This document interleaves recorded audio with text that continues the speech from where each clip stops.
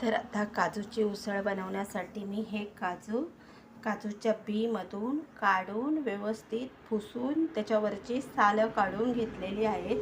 तर त्याला थोडासा डिंक आहे. तर मी काय करते, हे मी गरम पाणी घेतलं आहे.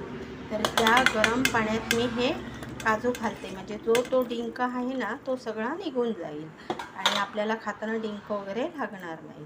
तर एक 5 मिनटं मी असं हे गरम पाण्यात घालून ठेवते.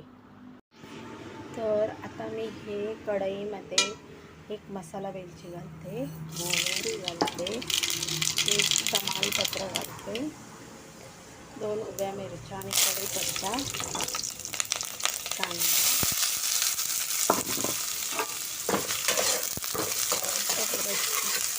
परतून घेते.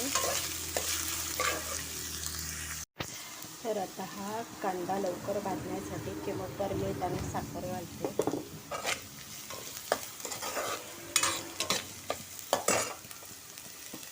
त्याच्यामध्ये टोमॅटो,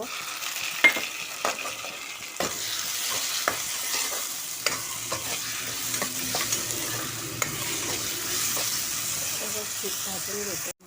तर आता आपले ही फोडणी होत आलेले आहे.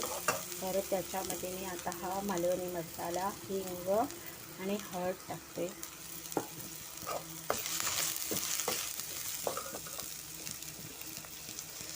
त्याच्यावरती हे मालवणी वाटप टाकते, व्यवस्थित परतून घेते.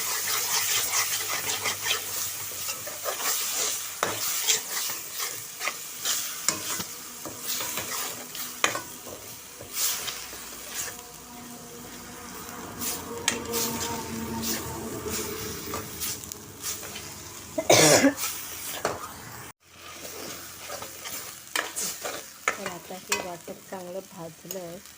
त्याच्यामध्ये ही कोथिंबीर घालते थोडीशी आणि त्याच्यावरती आता हे बॉईल केलेले काजू घालायचे.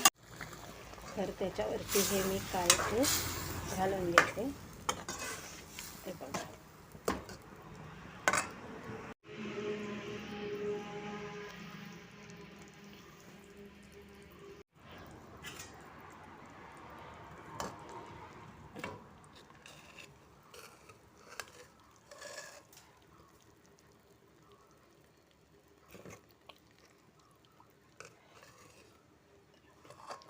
तर अशी आपली छान अशी ही काजूची उसळ भाजी तयार झालेली आहे.